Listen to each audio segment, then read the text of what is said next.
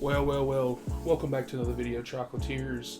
PS5 Pro just got revealed, and just kind of like I figured, not really something that you really need unless you don't have a PS5.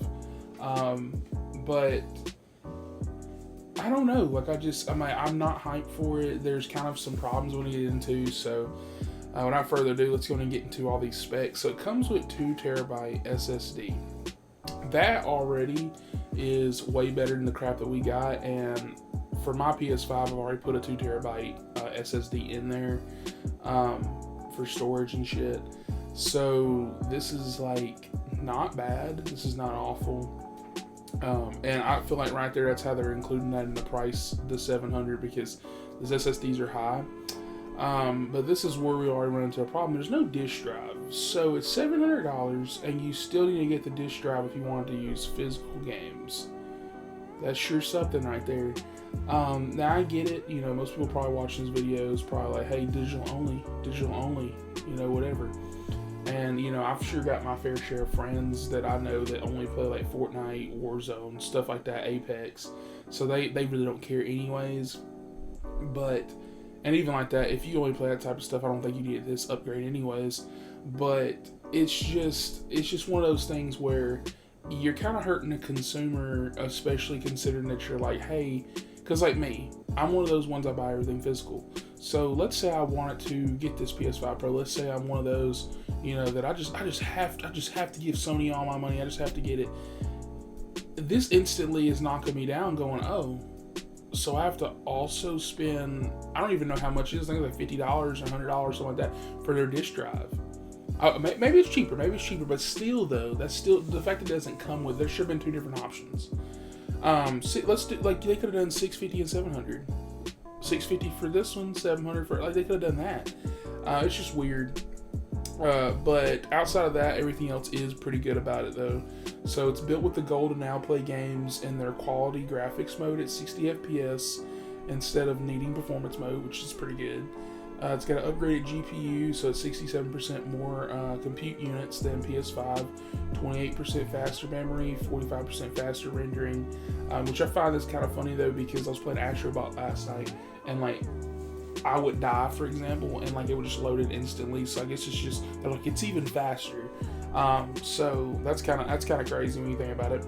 It's got advanced ray tracing. It's 2 to 3 times faster to provide reflections and lighting, which is really good. It's got AI upscaling, which we heard this is a rumor. So PlayStation has a thing called Spectral Super Resolution, which uses machine learning to provide super sharp image clarity. The PS5 Game Boost can automatically stabilize or improve the performance of 8500 backwards compatible PS4 games. So it also enhances the IQ and resolution on select PS4 games. So you're going to get those boosts seemingly from everywhere, not just PS5 games. But they did include a mini list of some of the PS5 games that's going to be enhanced. So that includes Alan Wake 2, which was my personal game of the year last year, so I'm glad to see that. Assassin's Creed Shadows, Demon's Souls, Dragon's Dogma 2, Final Fantasy VII Rebirth, Gran Turismo 7, Hogwarts Legacy, Horizon Forbidden West, Marvel Spider-Man 2, Ratchet & Clank Rift Apart, The Crew Motorfest, The First Descendant, and The Last of Us Part 2 Remastered, and then they included here and more. So I'm sure you'll probably get, for example, like next year, if it does come out, you'll probably get your Death Stranding 2. Eventually, whenever it goes Tsushima 2 and Wolverine come out, I'm sure you'll get it on there, stuff like that. And I wouldn't doubt if Astrobot gets included in here eventually, especially considering it's going to be getting a patch later on this year, including bonus stuff, like bonus bots and crap like that. So that's pretty much it. That's mainly from their blog posts, which I will include in the description if you guys want to read any more. But I think the main thing for me is that you look at the price, and most people probably go crazy. I don't think it's insane, like I said, because when you look at everything it does and the SSD, it's like, okay, it's $200 more. So it's like, it's pro for a reason. You're paying a pro price. I'm fine with that. What I'm not fine with though is, like I said, that disk drive thing, because it's like, yeah, you're paying that much money, but you got to buy that extra. Especially considering a lot of people like me have invested in a physical library, kind of makes it where, whatever. But outside of that, though, I do think that this reveal was cool. I think it was short and sweet. They got right to the point.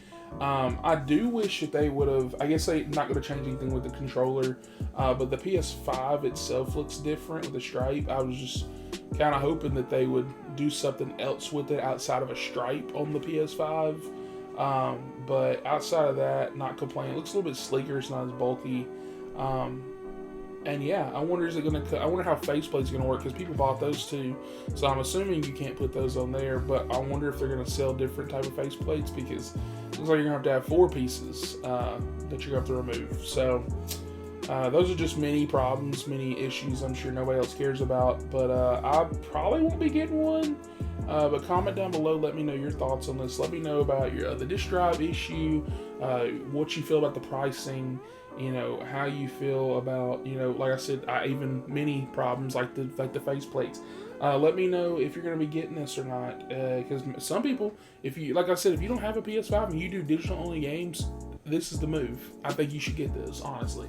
But if you already have a PS5, I don't see the point.